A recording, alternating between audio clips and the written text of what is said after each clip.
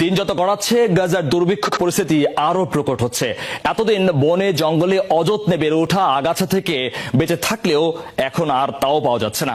বাধ্য হয়ে কাঁটাযুক্ত ক্যাকটাস খেয়ে ক্ষুধা নিবারণ করছেন অবরুদ্ধ উপত্যকার বাসিন্দারা।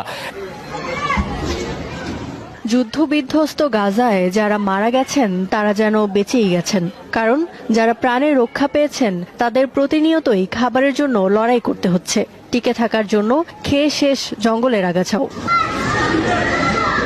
দুই শিশুকে নিয়ে ওয়াদ্দেয়া পরিবার এখন ক্ষুধার জ্বালা নিবারণ করছেন কাঁটাযুক্ত ক্যাকটাস খেয়ে।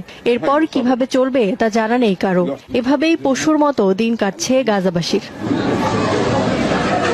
এমন অবস্থা শুধু ওয়াদ্দেয়া পরিবারেরই নয়, পুরো গাজা জুড়েই ক্ষুধার জ্বালা মেটাতে এমন নানা অখাদ্য খাচ্ছেন অসহায় মানুষগুলো। মিটছে না প্রয়োজনীয় পুষ্টির যোগান।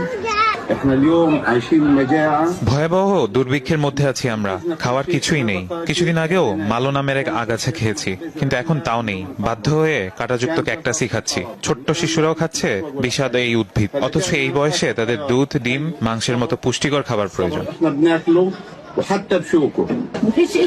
খাবারের অভাবে আমার সদ্য জন্ম নেওয়া শিশুটা রক্ত শূন্যতায় ভুগছে। ক্ষুধা নিবারণে আমি প্রতিবেলায় ক্যাকটাস খাচ্ছি, যে কারণে ওকে দুধও খাওয়াতে পারি না।